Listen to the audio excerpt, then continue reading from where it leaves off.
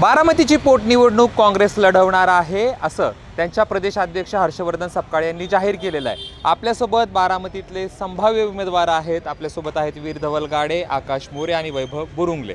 काल यांची एक बैठक पार पडली। या बैठकीमध्ये नेमकं काय ठरलं याविषयी आपण बोलूयात। काय नेमकी तुमची बैठक पार पडली आणि याच्यामध्ये काय ठरलं गेलं? प्रदेशाध्यक्ष हर्षवर्धन सपकाळ साहेब, जिल्ह्याचे अध्यक्ष आणि आमच्या बारामतीतले आमचे काही ठराविक पदाधिकारी यांची काल एक झूम मीटिंग आज प्रदेशाध्यक्षांच्या समेत झाली।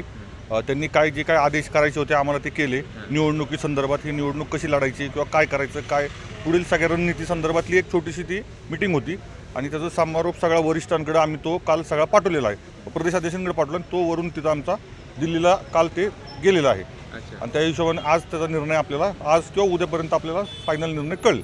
संभाव्य उमेदवार असेल तुम्ही? नाही, मी असं नाही, काँग्रेस पक्ष म्हणून उमेदवार असेल, बरेच उमेदवार आहेत।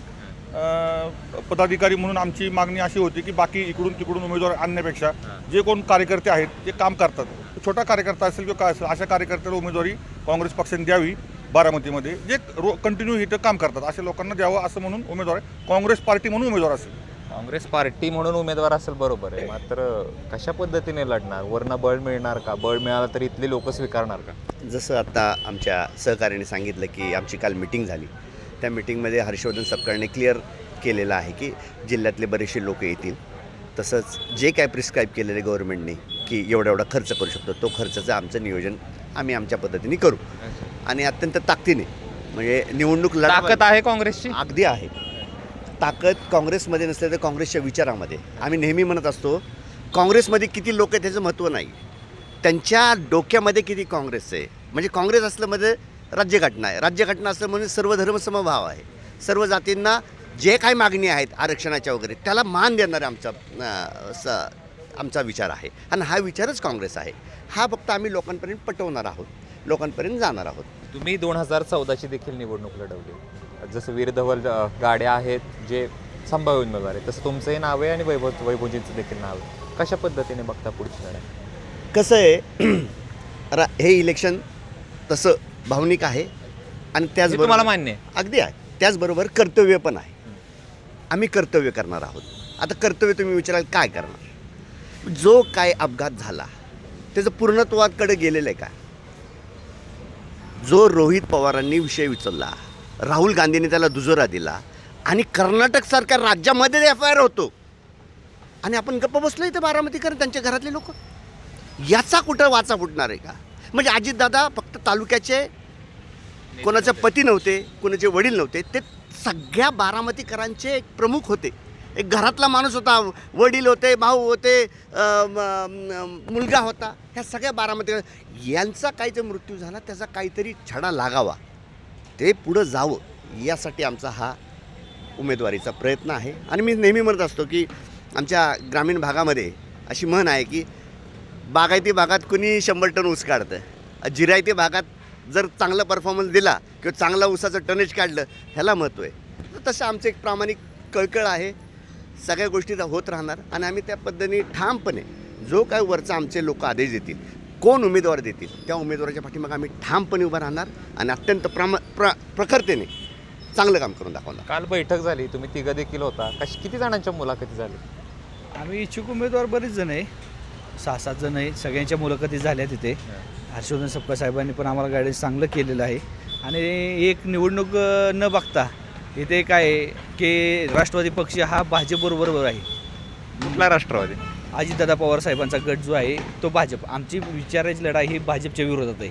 दादांचा गट जर महाविकास आघाडीत असता तर ह्याला विरोधक नसता आमचा, पण त्यांचा आज ते महायुतीत आहेत, म्हणजे भाजपबरोबर आहेत। आमची विचारधारा आहे भाजपच्या विरोधात आहे आणि पोटनिवडणूक ही लागली, आम्ही विचाराची लढणार आहे।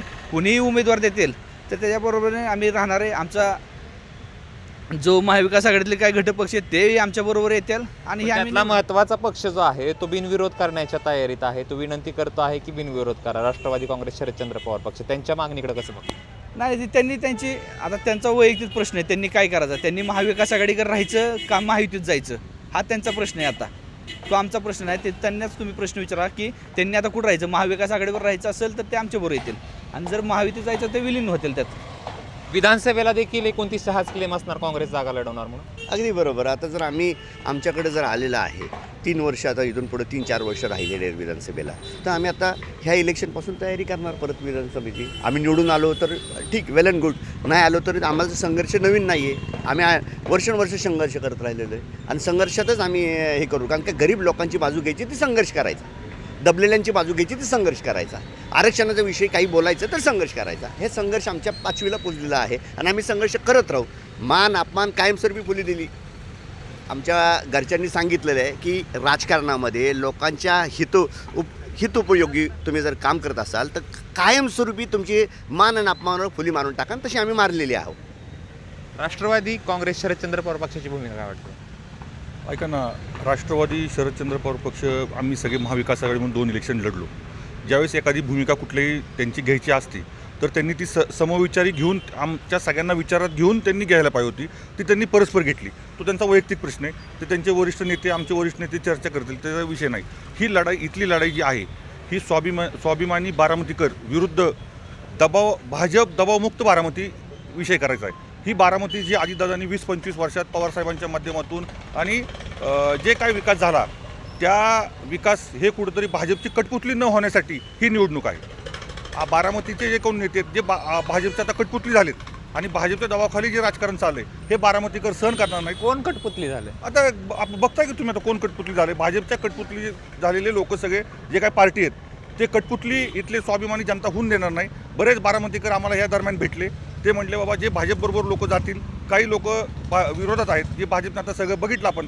गॅसचं तुम्ही बघताय, युद्धाचा परिणाम बघताय, जे शेतकरी ट्रेड डील बघितली, त्याचे जे काय जे भाजपच्या भूमिकेला विरोध करणारे लोक आहेत त्या भाजपबरोबर हे लोक जाणार आहेत आणि भाजपच्या कुटपुतली न होण्यासाठी लोक या ठिकाणी विधानसभा लढताय. बरोबर आहे, तुम्ही जे मुद्दे सांगितले. विजयाचा विश्वास किती आहे? कारण ज्या पद्धतीने बघतोय, ज्या पद्धतीने लढलं जाते त्या पद्धतीनं काँग्रेसचा टिकाव लागेल असं वाटत नाही. ऐका ना, आता सुरुवातीला लढणं हे महत्त्वाचं आहे.